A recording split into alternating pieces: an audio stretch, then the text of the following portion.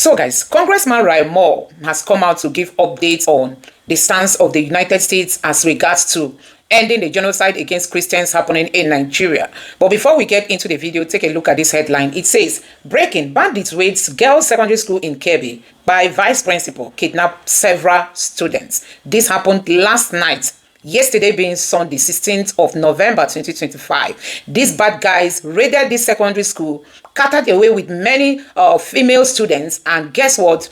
They killed the vice principal. This is similar to what happened to Chibok girls. That is what we are seeing. This happened yesterday. So guys, you can see that these terrorists are daring the Tinubu's government to its face, and you know that Tinubu's government has been accused of complicity, that there is no much action being seen taken by the current government, in addressing this issue. I'm going to take you through some of the reactions from Nigerians, but people are now kind of arguing if the blame should just go to Tinubu's government alone or to some of the religious leaders who are not telling their followers that buying of people shouldn't be happening. Now take a look at this headline that Nigerians are reacting to. It says, what we call Fulani killer headsmen are part of an Islamic terrorist network using kidnapping ransom to fund terrorism.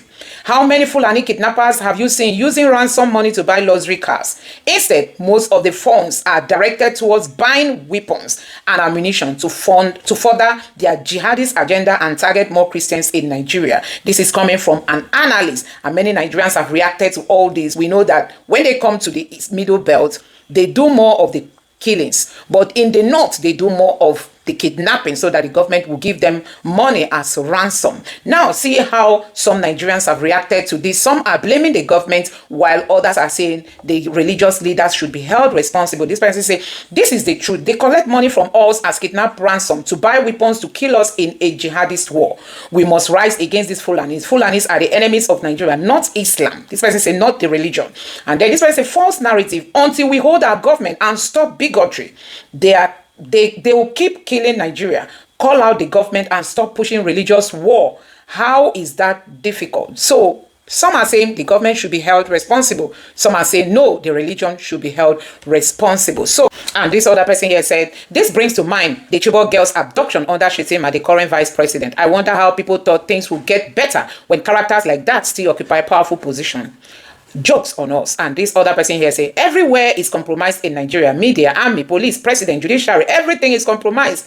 As a Nigerian, your lives are worthless. So guys, I don't know what you make of this. I'm just going to allow you to take a look at some other videos that I want you to take a look at. Just watch it and let me know your thoughts in the comment section below. Please don't forget to subscribe to the channel and turn on the bell notification for more updates. Thank you.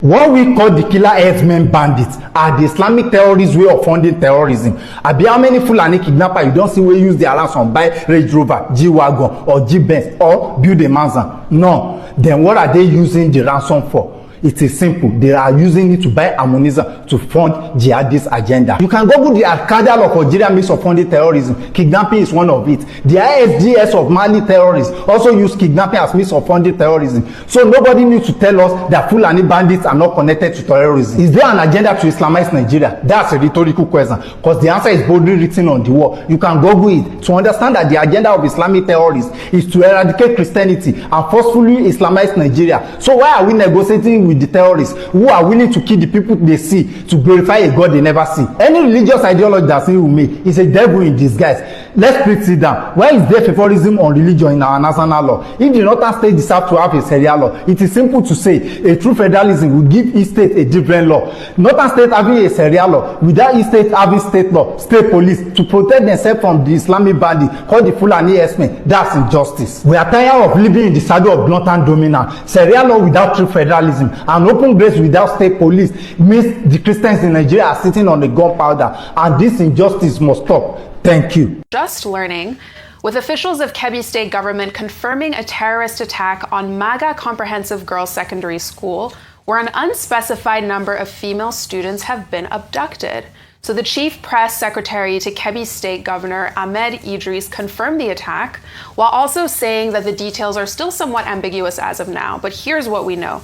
The state deputy governor, Umar Tafida, has led a team of government officials to the scene of the crime, while sources report that a staff of the school was killed and some even sustained different injuries as the terrorists got into the school and shot sporadically.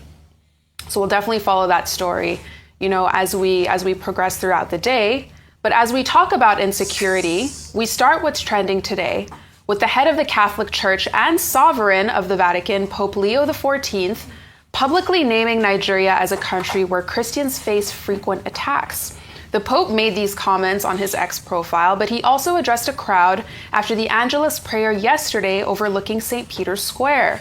And that's where the Pope used his platform to voice his concern with Nigeria. So these comments come amid what's really become international scrutiny of Nigeria after U.S. President Donald Trump designated Nigeria as a country of particular concern over an alleged Christian genocide. He also threatened military intervention, as we know, but let's see what the Pope had to say. Anche oggi, in diverse parti del mondo, i cristiani subiscono discriminazioni e persecuzioni. Penso in particolare a Bangladesh, Nigeria, Mozambico, Sudan e altri paesi, dai quali giungono spesso notizie di attacchi a comunità e luoghi di culto. So those comments from the Pope came as President Bola Ahmed Tinubu this weekend sent a peace emissary, Dr. Abiodun Essia, to Plateau State to, in the administration's words, bring a sense of calm and push for intercommunal harmony. The announcement came on a post on X from the Special Advisor to the President on Information, Bayo Onanuga, on Sunday, where he stated in part that Essia met with Christian clerics and Fulani Miyetti Allah community leaders. Delegates, traditional rulers, and more, all of them gathered to discuss ways to strengthen peace and promote the coexistence of diverse communities. She also paid a courtesy visit to Reverend Ezekiel Dachomo. This is someone who's been really outspoken about the killings in Plateau and other parts of the North Central. The pastor has repeatedly said that Christians are being terrorized and persecuted in northern Nigeria. And videos of Dachomo, like this latest one that you're seeing on your screens or at burial sites of mass graves, have all gone viral on social media. So all of this is happening as different members of the Nigerian government, to this day, they're still repeatedly denying these U.S. allegations of a Christian genocide.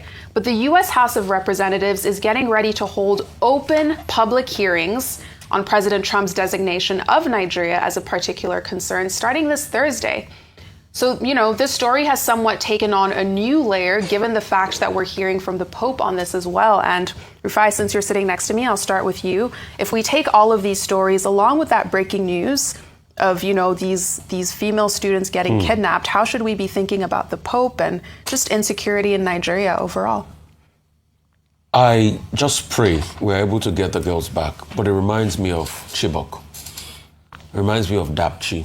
God knows where Leah Sharibu is. But you see, the painful thing is that those that advocated for Leah Sharibu are the ones with the talking points today against Christian genocide. You can see how people become hypocritical and they use the plight of people for their own political benefits in this country. And may God visit them. May God visit their conscience and ask them questions. I think this move by the federal government is misplaced. And I say that you are not showing any intention of solving the problem. You are sending your governmental aides to go and say there's no Christian genocide. And at the same time, you send somebody to Plateau to talk to Dachomo. Your governmental aide had a fallout with Piers Morgan. We are still waiting to see that interview. The world knows that there's Christian genocide in Nigeria. I've quoted Jim Shannon. There are many other reports.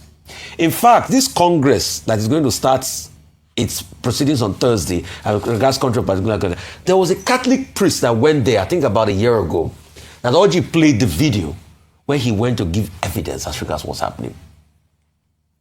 So you can see the massive level of insecurity, but the government is not ready. If they are ready, they will release the list of terrorist financiers. Dubai shared that list with us in the last administration. But you see, for the sake of politics, they will never. The likes of Shegumi keeps running around and saying all sorts, peeing on the graves of people that died. People keep getting kidnapped and killed, but the government thinks the way to go about it is propaganda. I'm happy that Fox News is now also beaming the light on Samuel Jackson's case. The man that, in defense of himself, killed a bandit or terrorist, and he was taken to court. Blasphemy laws exist in Nigeria, and some governmental ministers are saying that no, we respect religious freedom, but blasphemy laws exist in Nigeria. I'm happy that the Pope has said it. Till today, the other time when this happened, President Tinubu said, oh, he's going to get ambassadors. Maybe they are going to get this week, I don't know. So you can see that the government reaction, like they will always do, is to deflect. But deflection does not solve the problem. Look at an APC chieftain, Makiri, that was killed recently.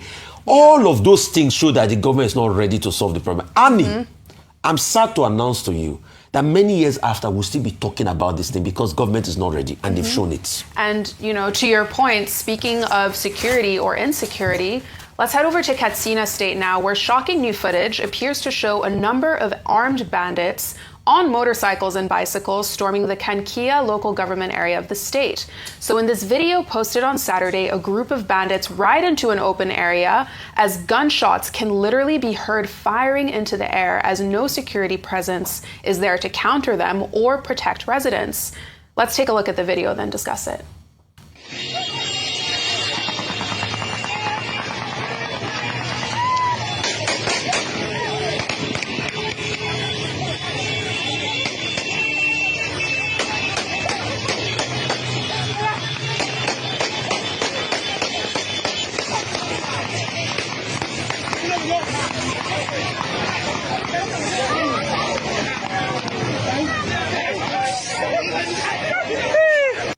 We're seeing that video as new photos were also released on social media as evidence of a peace deal struck between bandit groups and community stakeholders in that local government area, as well as two others.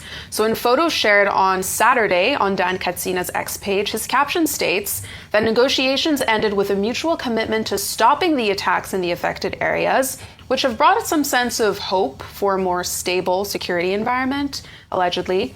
But this peace deal has raised questions about what that peace deal might look like in neighboring local government areas, especially in Kano State. Interestingly, it's often believed that the de-escalation of violence in one area can have a ripple effect, pushing the violence instead onto another area in close proximity. And I'll come to you on this. I mean, that video, it's just the brazenness of the attack, how just, you know, they're completely out in the open and no one's around to stop it.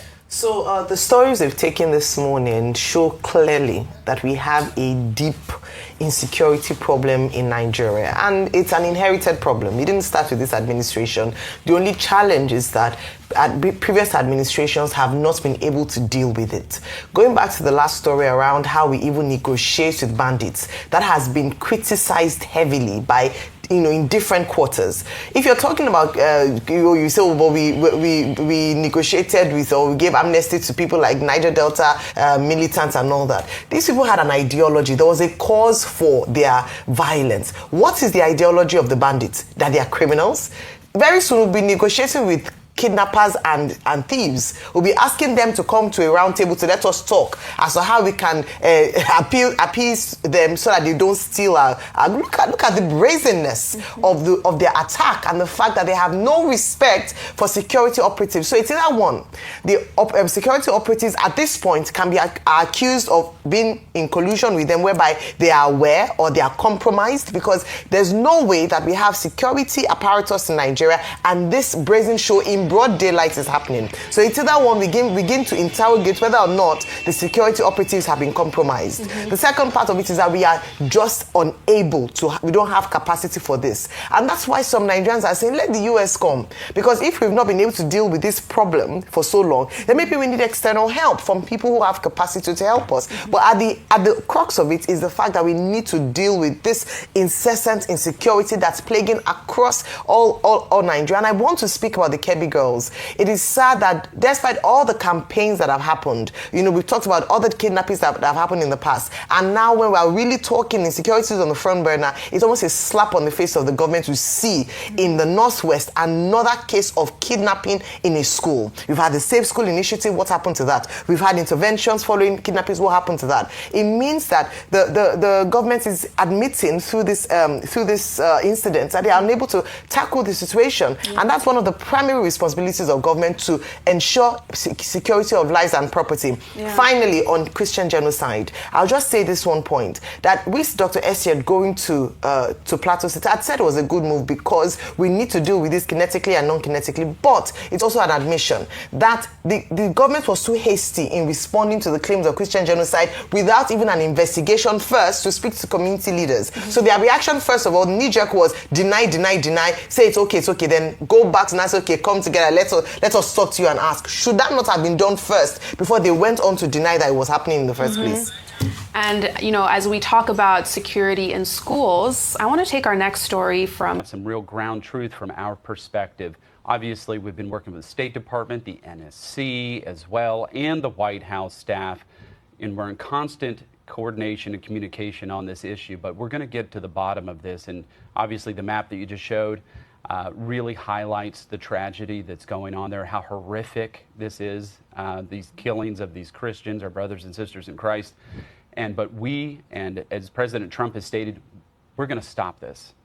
Well, he's talked about potentially boots on the ground there, going in guns a-blazing. But I want to read something from Nigeria's president. He says the characterization of Nigeria as religiously intolerant doesn't reflect our national reality.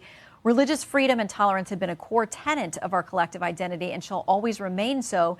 Nigeria opposes religious persecution and does not encourage it. He says the picture we're getting here is not accurate. You know, unfortunately, that is completely false. I mean, there are states in Nigeria that have blasphemy laws, people who are facing the death penalty right now for blasphemy against Islam. There's a person currently right now who's held in prison for defending himself from attack from a Muslim militant from the Fulani tribe. He defended himself, and he's facing the death penalty. So, no, there's serious persecution happening in Nigeria. I know the president, Tinubu, is in a difficult position in trying to protect his interests there in that country, but they are complicit in this to one degree or another with statements like this. So the New York Times says it's not just Christians. They say attacks on Muslims in the country often receive far less attention within Nigeria and globally, even though they have also been killed by the tens of thousands, with groups like Boko Haram preying on Muslim communities. So is it fair to say that there are other religious minorities, depending on which section of the country, and you're a minority in that particular section of the country, that they are at threat as well? Look, there are Muslims that are being killed here, but the deaths that we have been able to garner from the facts on the ground, it's 5-1. 5-1 Christians versus other minorities, other religious affiliations in that country. Now, there are Shia Muslims there.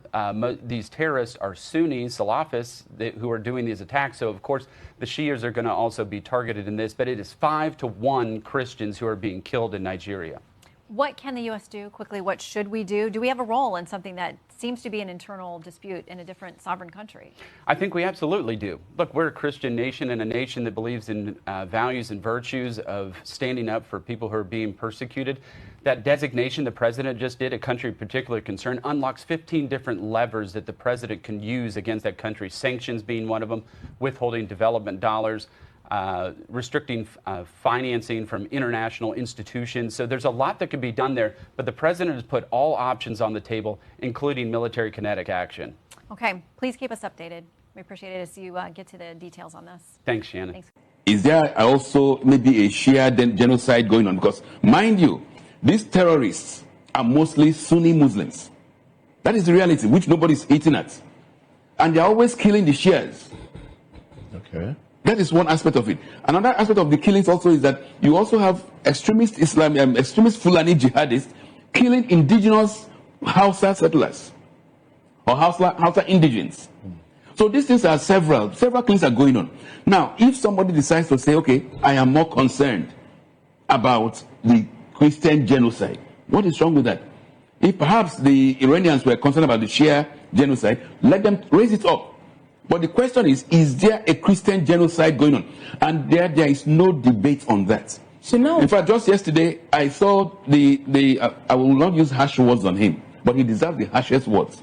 The African Union chairperson, Yusuf, he went all the way to the United Nations and was talking nonsense about the Christian genocide going on in Nigeria, that there was no genocide. This is a character who, as chair of the AU, has not bothered to comment on the Darfur genocide, which has been on for more than 20 years. Has not bothered to talk about the issues going on in DRC Congo or in Tanzania, where a woman has just destroyed the opposition and named herself the president. He only talks when he feels his religion is at stake. So that is the kind of debate we're having. But as a reality, there is no debate. There is a Christian genocide going on. If over 50,000 Christians have been killed, and these are documented, it's not hearsay. When you hear 19,000 churches, they are known. The locations are known. It is preposterous when you have people like Adeboye of the RCCG suddenly saying he cannot make comments, when even his own church has suffered it. But he was able to make comments when Jonathan was in office and talk about a slight increase in fuel price. Or when you hear the idiocy in Adefaras's comments, when he says it's only a few people have been killed. Look, we have to call a spade, because we are free here because your family has not been killed or mine has not been killed. But if they were killed, you wouldn't be here debating genocide or no genocide. It's very annoying. Barrister Adams, let me come to you. If my memory serves me right, we had a discussion here about a fortnight ago about whether there is genocide in Nigeria. And at that point, if my memory serves me well, you were of the opinion that, well, there might be killings in Nigeria, but that there is no genocide. I hope I'm right on that. Now, the United States government haven't designated Nigeria as a country of particular concern, because that, according to them, there is killings of Christians, in fact, genocidal killings of Christians in Nigeria. Between then and now, how much has your position changed on this issue? Bearing in mind that, look, we have information that over 50,000 Christians have been murdered since 2009 by global watchdogs. You see, I just want to make a correction. What I said that the last time I was here was that genocide does not need to happen to millions of people killed before you refer to it as genocide. Okay. I think I cited the Genocide Act, United Nations Genocide Act that says, that was in 1948. Yeah, okay. That said, if there's a systemic killing or murder or extermination of a group of persons, either based on ethnic, religious, or political affiliation, by a particular person, is genocide. In Yugoslavia, you saw what happened in Yugoslavia. Okay. In Rwanda, you saw what happened in Rwanda, where the Hutus and Tutsis were against each other, whatever. There were those who prepared those kind of, carnage and murder, because based on ethnic affiliations, you just come out. So I describe what is happening in Nigeria today as, genocide to a particular, people. Okay. But whether it is based on religious whatever, or on ethnic, tribal, whatever, that is one question we need to answer now. Okay. Now look at it. I will quote something from a pastor. I listened to him quite recently, about 2 days ago. He said, help me understand your perspective. God is not a Christian. If God is a Christian, who answers the prayers of the Muslims? If Christianity is the only way, heaven will be empty. He went further to say, God is the father and the creator of those who founded religion. God is not religion and does not belong to any religion. That is a pastor I listened to. Okay. He was making this assertion. That drew my attention. And I asked myself, I said, well, this is another visa or perspective to what this particular whatever is. I want to chronicle this, how it happened.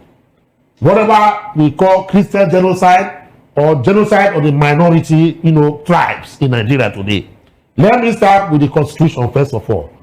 Your 1999 Constitution has created room or maybe division that can, accentuate genocide.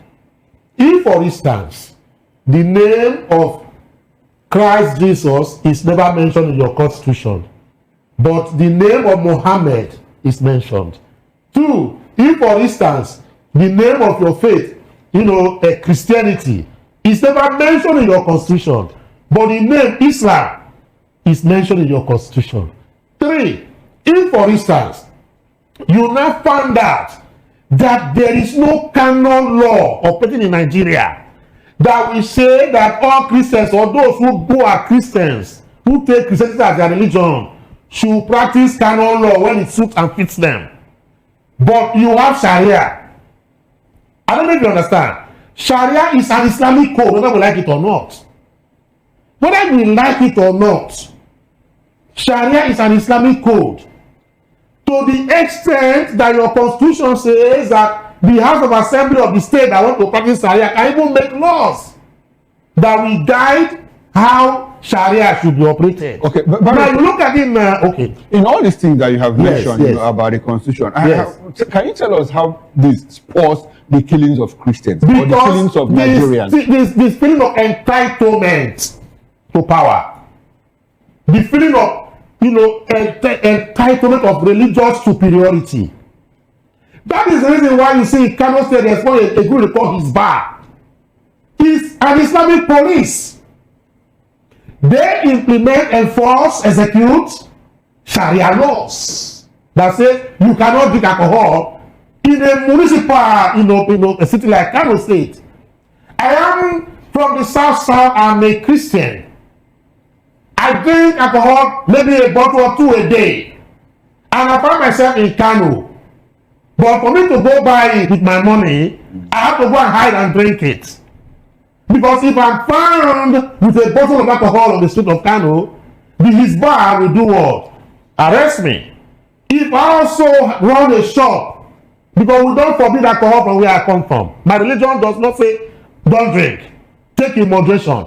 And I want to open a place in Kano or Kaduna or Sokoto to run a liquor shop. I've obtained my license.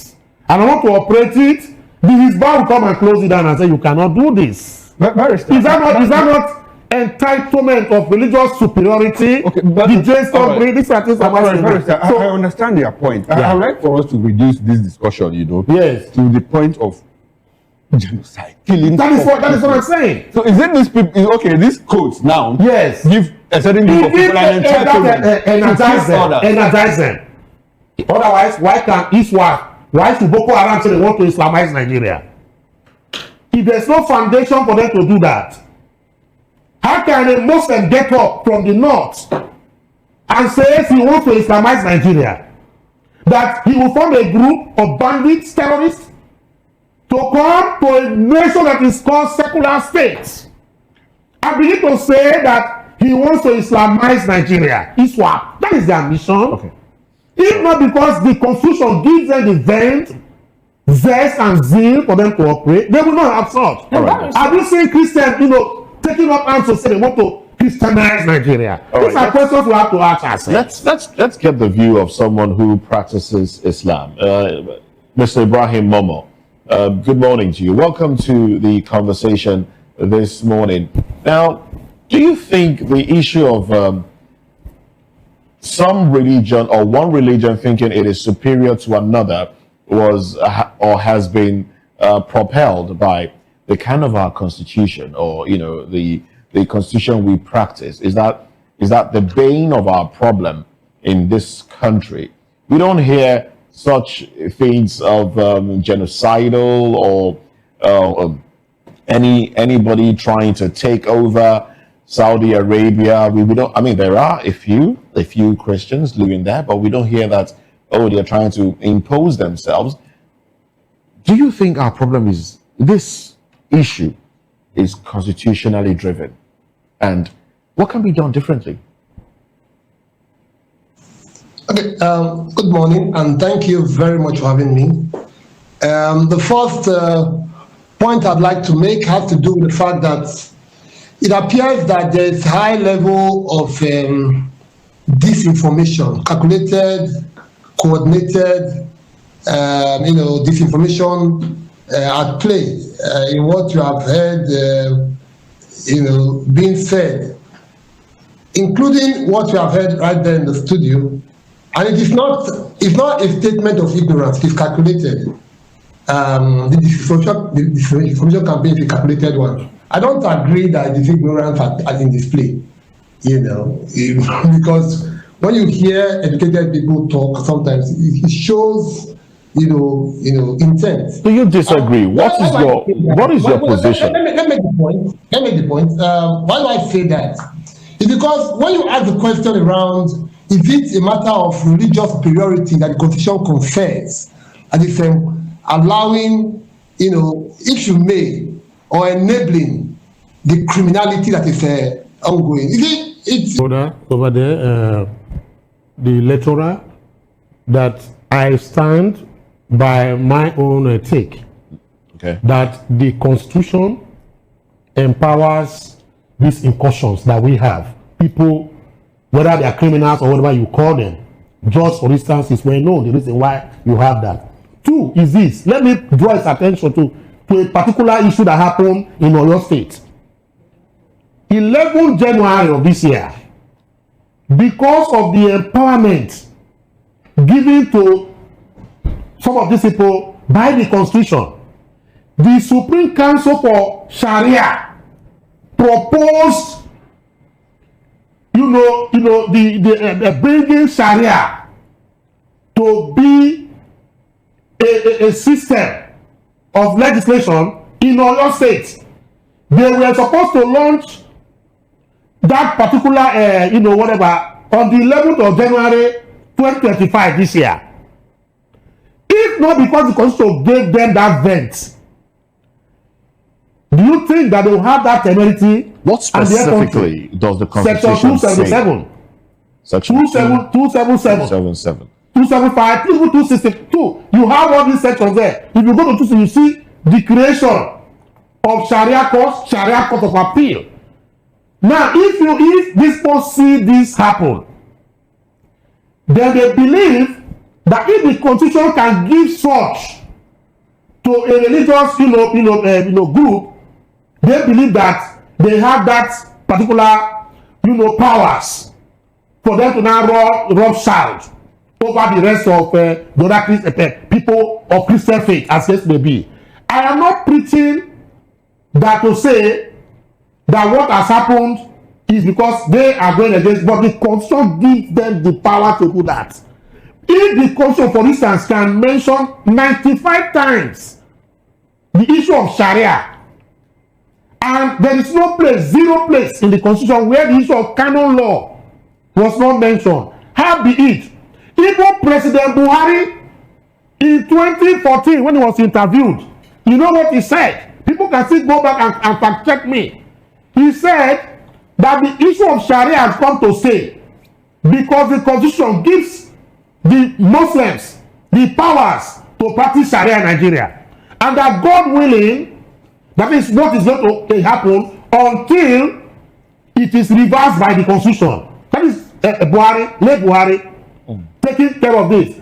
People have argued, like myself, to say that you cannot have, that section 277 that talks about Sharia creation TC, where you have section 10 of the 1999 Constitution saying that Nigeria is a secular state, as the case may be.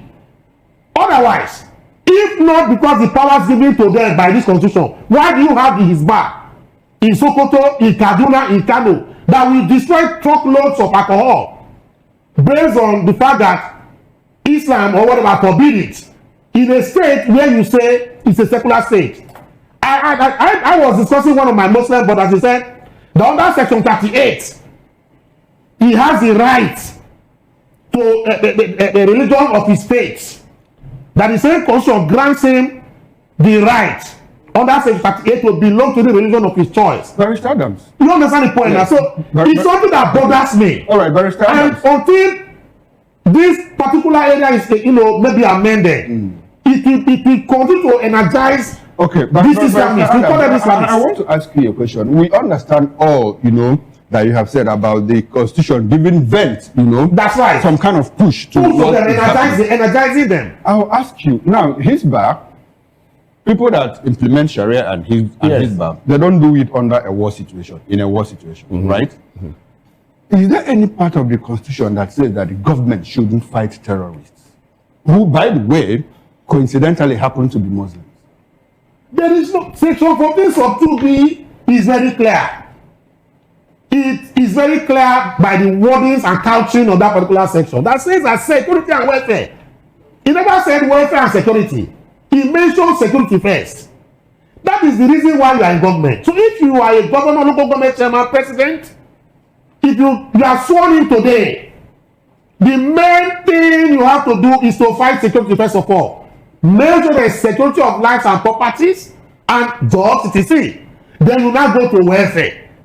Now, if you abdicate any of the responsibility and you are tabagant, you are didimusan, and at the same time you are ambivalent about implementation and execution and providing security for lost Nigerians, then you have no basis to be there. Okay, because it means that you can be impeached based on that particular, generation of I'm trying to find a fine line. I don't know. I'm trying to find a fine line between the constitution pushing the jihadists because of the letters, like you said, 95 times it mentioned the Sharia. That's right, you can protect it. Okay, and you believe that alone, that is one of the factors that energizes them.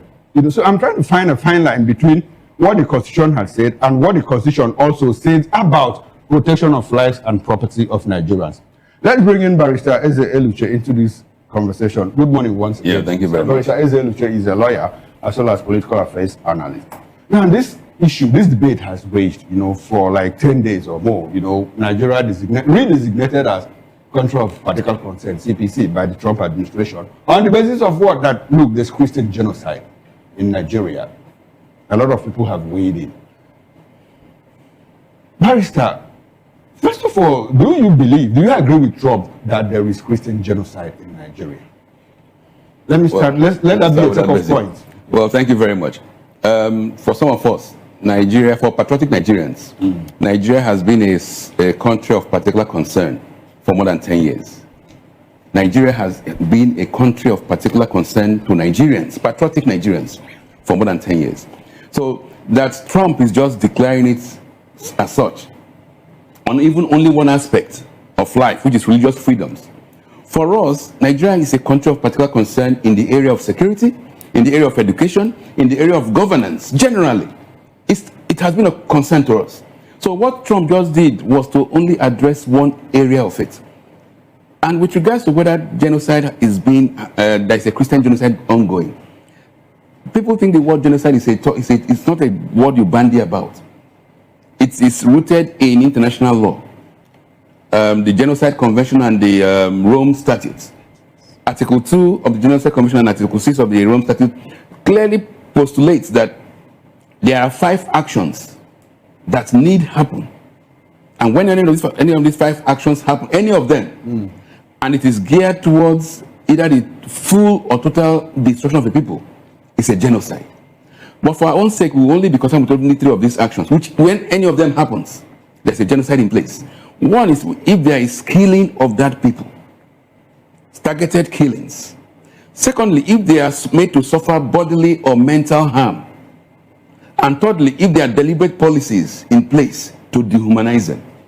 Now you ask yourself, are Christians being targeted, killed specifically in parts of Nigeria?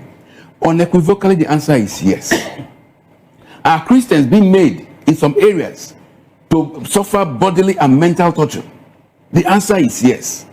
And mind you, the Genocide Convention is that any of this taking place. Okay, you mean the Geneva Convention? No, the Genocide Convention of 1948 and the Rome Statute of 1998. So they are very, very clear. So technically speaking, there is Christian genocide going on in Nigeria. Now, but realistically speaking, do we see this genocide going on? When you see 300 people being buried in one day, killed by extremist Islamist jihadist terrorists who go for them and kill them and destroy their churches, and not only pursue the remnants away, but also take over that land. That is genocide. So the argument whether it's taking place or not taking place is It's foolish. With Okay, all due respect. so we agree that Yes. killings are taking place, but the argument Yes. is that it shouldn't have the tag Christian. Yes. Because some Muslims have been killed. Mosques have been burnt down as well. Yes. So the fact that Muslims are being killed alongside some of these Christians. Yes. Should we remove the Christian, thank you for that. prefix to Thank you it? for that question. We concern ourselves with the issues at stake. Is there also maybe a shared genocide going on? Because, mind you, these terrorists are mostly Sunni Muslims. That is the reality, which nobody's eating at. And they're always killing the Shias. Okay. That is one aspect of it. Another aspect of the killings also is that you also have extremist extremist Fulani jihadists killing indigenous Hausa settlers or Hausa indigens. So these things are several things are going on. Now, if somebody decides to say, okay, I am more concerned about the Christian genocide, what is wrong with that? If perhaps the Iranians were concerned about the Shia genocide, let them raise it up. But the question is there a Christian genocide going on? And there is no debate on that. So now, in fact, just yesterday, I saw I will not use harsh words on him, but he deserves the harshest words. The African Union chairperson, Yusuf, he went all the way to the United Nations and was talking nonsense about the Christian genocide going on in Nigeria, that there was no genocide. This is a character who, as chair of the AU, has not bothered to comment on the Darfur genocide, which has been on for more than 20 years. Has not bothered to talk about the issues going on in DRC Congo or in Tanzania, where a woman has just destroyed the opposition and named herself the president. He only talks when he feels his religion is at stake. So that is the kind of debate we're having. But as a reality, there is no debate. There is a Christian genocide going on. If over 50,000 Christians have been killed, and these are documented, it's not hearsay.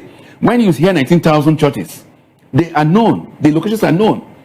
It is preposterous when you have people like Adeboye of the RCCG suddenly saying he cannot make comments, when even his own church has suffered it. But he was able to make comments when Jonathan was in office and talk about a slight increase in fuel price, or when you hear the idiocy in Adefarasi's comments, when he says it's only a few people have been killed.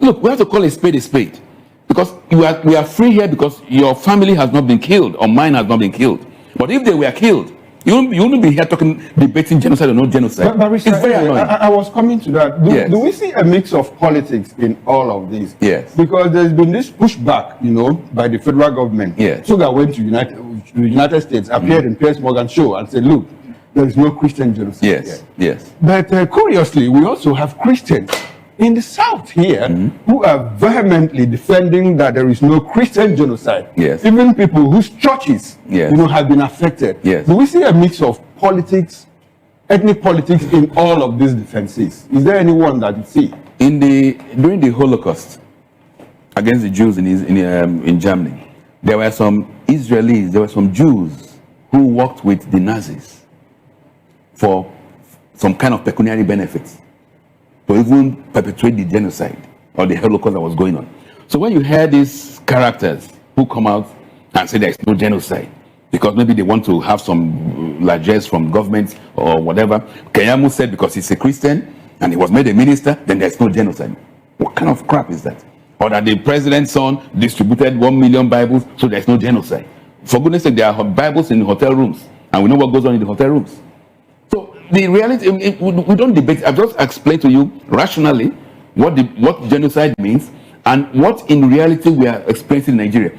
So with regards to what the foreign minister went to do in New York and his interview with Piers Morgan, it's expected. This is reactionary. The government will try and do all sorts.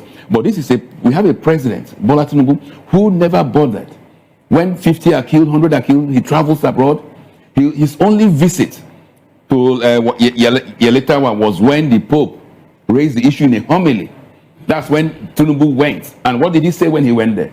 Try and make peace with your killers. Now that you've said something about this whole permutation having a political backing, what does this portend for Nigerians, especially people that are within these axes where the killings are going on? The people of Kaduna State, the other day, we learned that a pastor was kidnapped along 11 others, 4 were killed.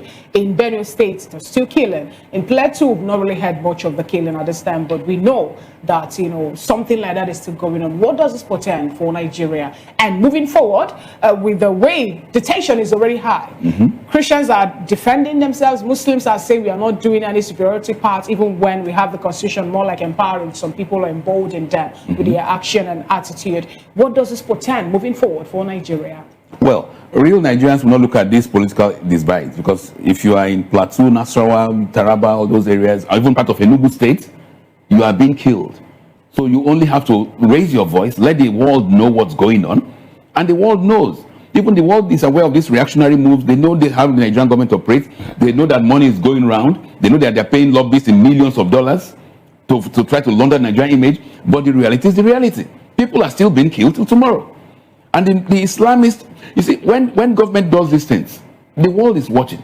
Because when you go and you massacre an entire village, and that village, you now pack the people who are remaining, say they're going to be in IDP camps, and their killers are seen taking over their land, and you come out and say there is no genocide. If we decide to be dons in this country, the world is not stupid. Now let's take a peek on the issue going on. You know, you made mention of people being massacred and the people that killed them moving around. Yes. Nigeria decided to embrace the non-kinetic approach to make sure that terrorists would de-radicalize them, rehabilitate them, reintegrate them back into the society.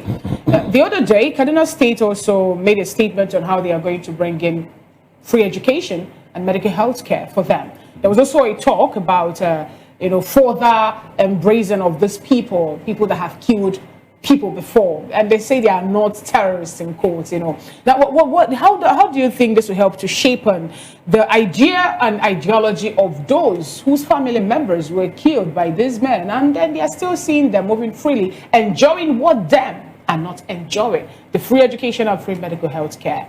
Thank you very much. I think Nigeria is, we present ourselves as a joke to the international community. This phrase, non-kinetic, is simply dense. We don't need it. We need actions. We need the outcomes. It's like when the government threw out the issue of palliatives or the issue of IMF conditionalities. Then everybody runs to the streets shouting conditionalities, without even knowing what it means. That is how every soldier now comes out, or every governor says non-kinetic. Ask them, what does it mean? Because what people want to see is the results. And when you have a government that embarks on this senile approach that they call de-radicalization, rehabilitation, and reintegration, come on. The fight against terrorism is not new. It's not novel. You don't reinvent the wheel. It's the same terrorists that Americans are fighting, that those who bombed those who participated in the 9/11 are still detained till tomorrow. But Nigeria is now rehabilitating and reintegrating the terrorists who killed. And what do? When they come back, you house them, you equip them, you give them more money. They look fresher than our soldiers who are sacrificing their lives. And you expect these soldiers to go in and give their all?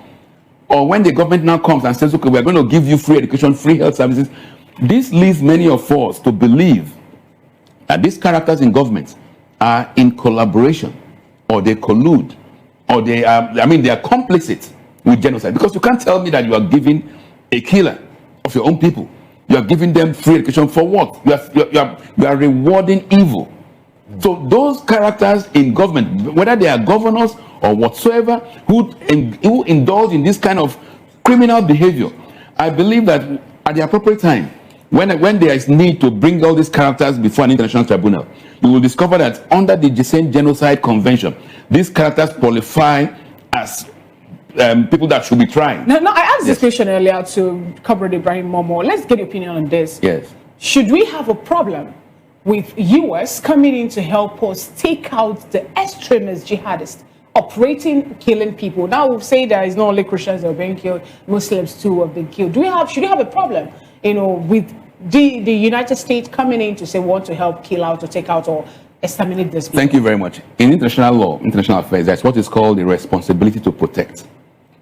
Anybody, any country has a responsibility to protect somebody who is weaker, who cannot defend himself. Nigeria itself took part in such an R2P when Nigeria went into Sierra Leone and Liberia.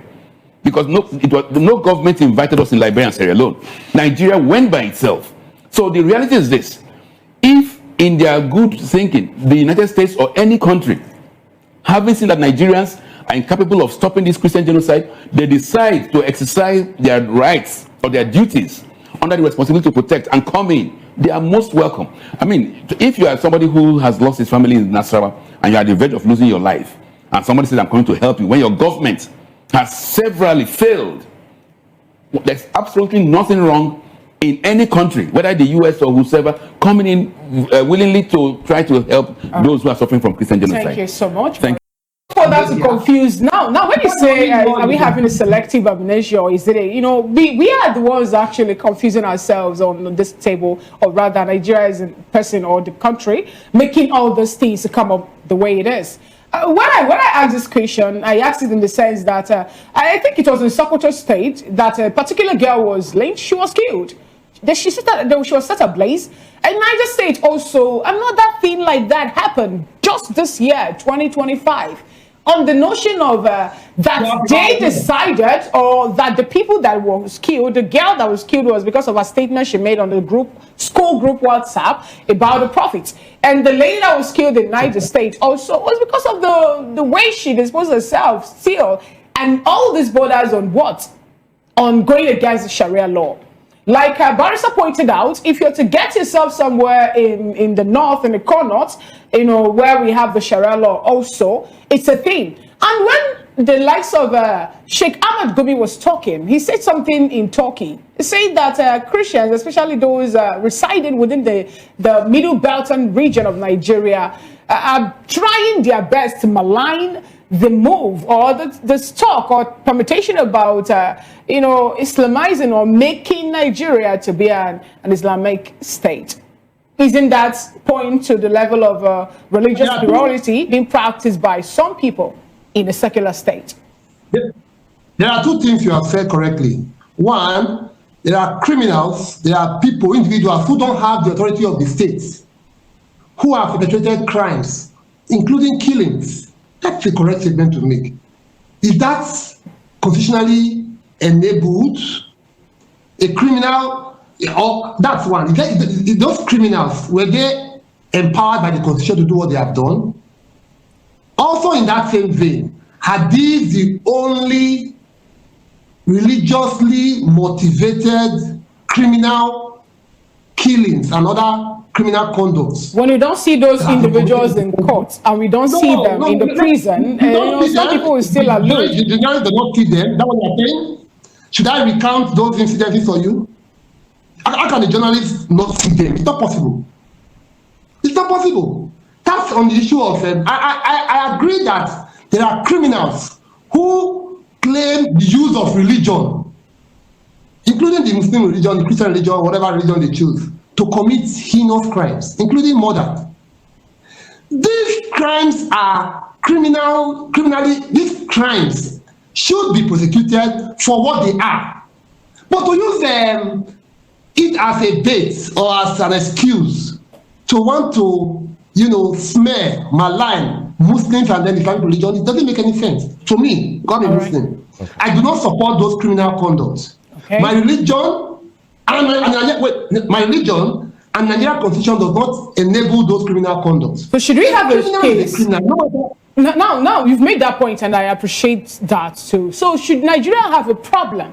Should he have a problem when the president of US said that he wants to come in to help take out the extremist jihadists that have ended up killing both Christians and Muslims in Nigeria? Should we have a problem with such?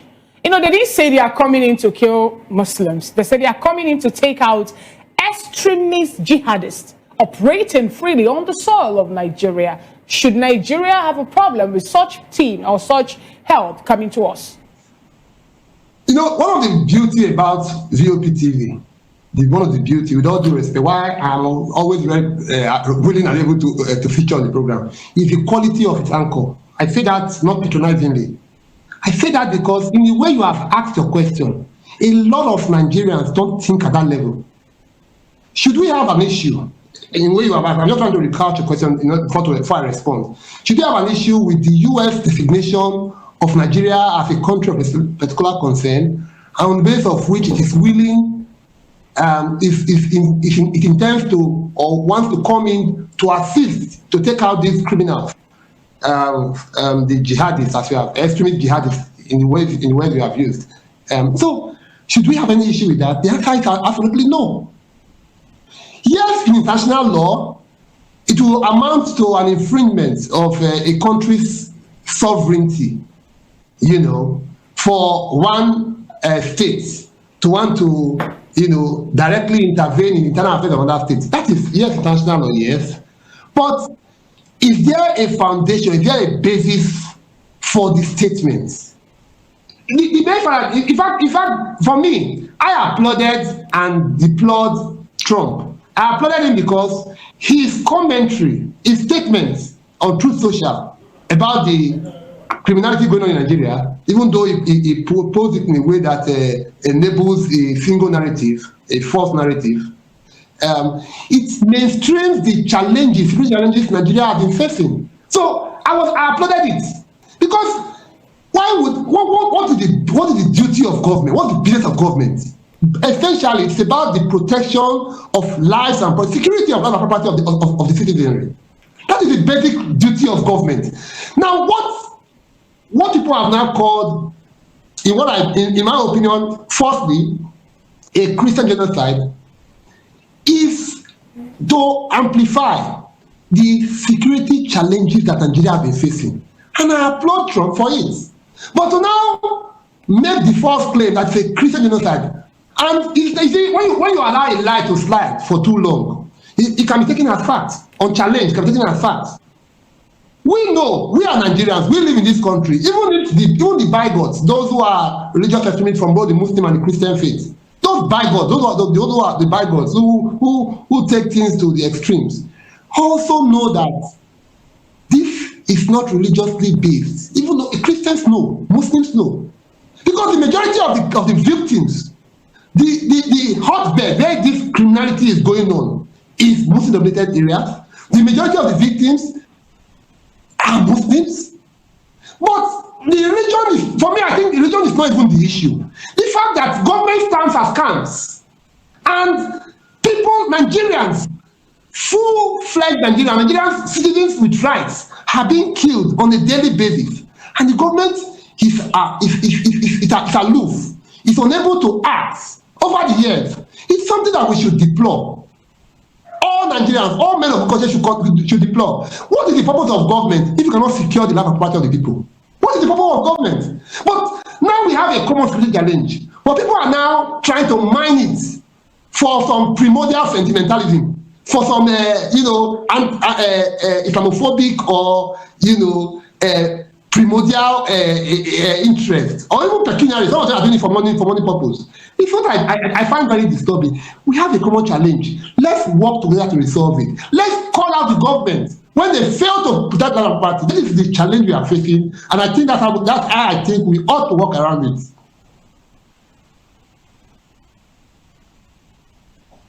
Thank you. Well, let's bring it back to the studio now. Barrister Asim, yes. You want to, well, before we take your reaction to his statement, we have Mr. Ezeluche Esquire with us in the building. Good to have you with us. Thank you very much for the invite. All right then. I want to say, with due respect to my President Trump continues to ramp up calls for Nigeria to do more to protect Christians in that country. Let's take a closer look at the roots of religious tension there. The country split into three sections, the north largely Muslim and at least partially governed by Sharia law, the middle belt, which is mixed, and the heavily Christian south. Much of the violence against Christians that we've been hearing about takes place in the northeast region of the country at the hands of jihadist groups like Boko Haram, as well as Fulani militias in the central belt and elsewhere. According to the International Society for Civil Liberties and the Rule of Law, more than 7,000 Christians have been killed in Nigeria this year alone, some 125,000 in the last 16 years, and more than 19,000 churches burned. So So let's bring in Congressman Riley Moore, one of the first lawmakers to bring this to national attention. Good to have you on Fox News Sunday. Shannon, thanks for having me on. So I know the president has tapped you and Congressman Tom Cole to look into this. Can you tell us anything about how you'll investigate and what options you may give to the president, or what plans he should have for handling this? Yes, we've already started that investigation, and it's the House Appropriations Committee, and we're working with the other relevant stakeholders in Congress, including the House Foreign Affairs Committee, also working with leadership and their staff as well, to present findings to the president here as soon as we can.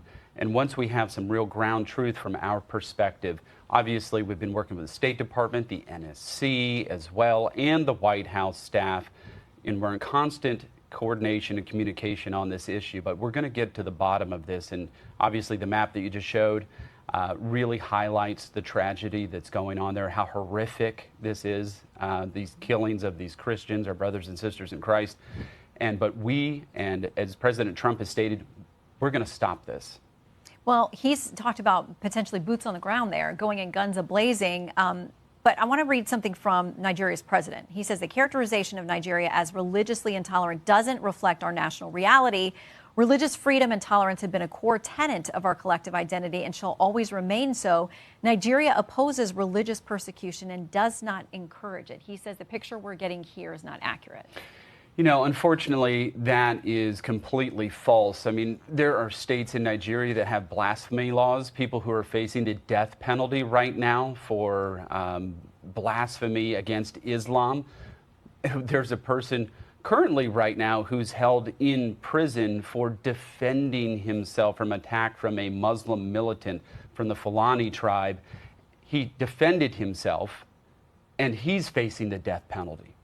So, no, there's serious persecution happening in Nigeria. I know the president, Tinubu, is in a difficult position in trying to protect his interests there in that country, but they are complicit in this to one degree or another with statements like this. So the New York Times says it's not just Christians. They say attacks on Muslims in the country often receive far less attention within Nigeria and globally, even though they have also been killed by the tens of thousands, with groups like Boko Haram preying on Muslim communities. So is it fair to say that there are other religious minorities, depending on which section of the country, and you're a minority in that particular section of the country, that they are at threat as well? Look, there are Muslims that are being killed here, but the deaths that we have been able to garner from the facts on the ground, it's 5 to 1. 5 to 1 Christians versus other minorities, other religious affiliations in that country. Now, there are Shia Muslims there. These terrorists are Sunni Salafists who are doing these attacks. So, of course, the Shias are going to also be targeted in this. But it is 5 to 1 Christians who are being killed in Nigeria. What can the U.S. do quickly? What should we do? Do we have a role in something that seems to be an internal dispute in a different sovereign country? I think we absolutely do. Look, we're a Christian nation and a nation that believes in values and virtues of standing up for people who are being persecuted. That designation the president just did, a country of particular concern, unlocks 15 different levers that the president can use against that country, sanctions being one of them, withholding development dollars, restricting financing from international institutions. So there's a lot that could be done there, but the president has put all options on the table, including military kinetic action. Okay, please keep us updated. We appreciate it as you get to the details on this. Thanks, Shannon. Thanks. Abuja now, where a new video has sparked widespread reactions after being posted on Friday. Here's why. It shows the students' parents, Mr. and Mrs. Balogun, at Starville School in Abuja, slapping a teacher known as Mr. Etim.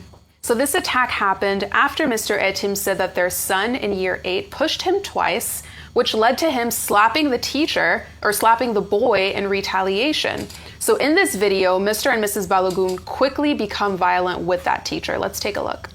For you to slap my boy, do you know that pastor raised my children? Are you stupid? Mr. Makundu, I would have also recorded, but I'm not recording, so you will drop You slapped my boy. Leave my phone. Madam, leave my phone. Leave my phone. No, I will not leave it. Let him beat you. Let him beat him. Beat you very much. I want to see the video of when he beats my own son. What's nonsense? What is it? Let him beat you.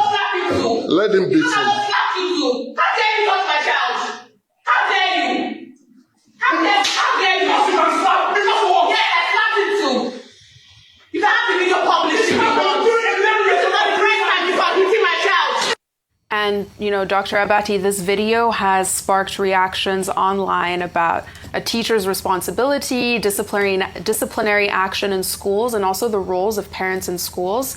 The Educare CEO, Alex Ania, followed up on this incident and reported that this student has now been expelled and the parents have been permanently banned, from the school as well and online. Very good. Some have said that the teacher should have never slapped the student, even if the student pushed him. But, violence in schools between teachers and students, we've done stories like this before, but this video is shocking. Okay, this is not new, but there are many views, many dimensions. There's a traditional view holding that, look, students are, in schools and teachers are in local parentage, and part of the purpose of bringing up a child is for teachers standing in local parentage to help to discipline children, particularly when they are involved in any form of misdemeanor. That's the origin of the phrase, spare the rod and spoil the child. So traditionally, many parents will hand over their words to teachers to help train them very well. But that view has since changed over the years. This is not the first incident. I recall an incident in the 80s, I think at a school called ISI, where a parent took thugs to the school to go and beat up a teacher who had disciplined their child. Mm-hmm. And now over the years, we have had similar examples. Now, there is a law called Child Rights Act 2003. Under the Child Rights Act 2003, all forms of cruelty or harshness or violence involving children, is not, they are not allowed. However, in some parts of the law, if you check the criminal code, if you check the penal code, to flog a child, cane a child, slap a child is not considered a crime. Mm-hmm. However, in some states of the North, since this incident occurred in the North, the caning of children is banned in many of the states because, the situation in the North, about over 10 million children out of school. The assumption is that if you keep applying corporal punishment, then the students will be discouraged. Come to school, but the other leg of it, whether it's in the North or the South, is about parenting, the attitude of parents. This particular case is that of Mr. and Mrs. Balogun. Mm-hmm. Mr. and Mrs. Balogun went to the school physically to beat up a teacher who had slapped their child. And look at what the child did. He pushed the teacher. Should a student push the teacher? That in itself is an act of violence, which may raise questions about parental upbringing. Many parents in this country have abdicated responsibility. They are absentee parents. They are children that are brought up on a Western menu. Mm-hmm. Expatriate children whose values do not even exist. And so at that level, you have the upbringing of the child. How about the school itself? Because we were told in some reports that it was even the school principal that was taking the video of the incident and also encouraging the parents. So what is the policy in the school? What other steps did the school itself take before exposing the teacher to the danger of being attacked by the parents? And then eventually, of course, the teacher was expelled. The student also was expelled. So a lot of interconnected issues about parenting, about collapse of moral values, about also the standards in the schools. However, the basic excuse is that we have had cases of children being beaten in schools and the child just fell ill or the child died. There have been some dramatic cases like that. And in this particular case, you can hear the mother of a boy, saying, oh, what if you had killed him? What if he had died? And many parents will say, well, they pay so much in these private schools that, if you pay millions per term, who is that teacher who will go and assault your child? So the values have changed. Absolutely. But it's important to continue to campaign that, look, discipline is not something we can joke with. And violence doesn't need to be involved either. Yes. So, now to a story that involves us all in some way about cars, fuel accessibility, and traffic, with the Dangote Group on Sunday coming out to publicly deny their involvement with a new video advert that went viral on social media. So this advert presents a new initiative called Fuel Up, And the concept of Fuel Up is that it would enable drivers to order fuel to be dispatched directly to their cars while they're on the road or while they're stuck in traffic. So this is instead of drivers having to go to a fuel station to fuel up their car. So in the video, a narrator calls it a Dangote Group product, but the Dangote Group was quick to deny it in their own post on X, saying that they're not in any way associated. Let's take a look. In Lagos. So it's an interesting initiative, but online, some people have already said that if this organization can lie about their association with the Dangote Group, then they could lie about the quality of their product, and an endeavor like this would have to be highly regulated so that people actually know what kind of fuel they're putting in their cars. But we'll take our next story now. A milestone with the political, social, and entertainment crowd all gathering in Lagos on Saturday to celebrate the former Ekiti State Governor Ayodele Fayose on his 65th birthday. So earlier, President Tinubu had extended a congratulatory message to him, highlighting his courage towards the end of his first term. The president said he bore the pain with uncommon strength while embracing adversity with equanimity. Fayose also emerged as a phoenix of sorts and a political survivor in a major political comeback when he was re-elected as governor of his state in 2014.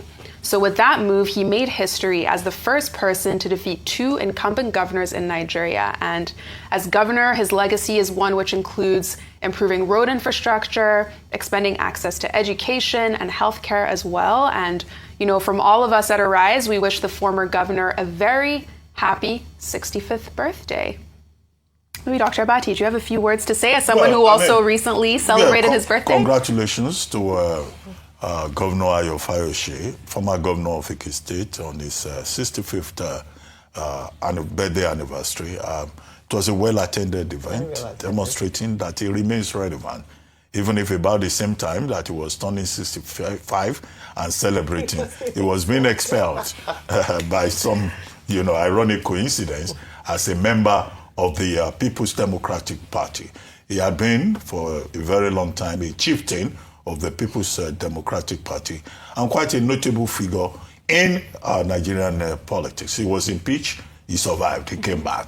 And then after his second term in office, he's today considered, you know, a major power broker in Ekiti State politics, a very strong supporter of the incumbent governor, Governor Oyebamiji.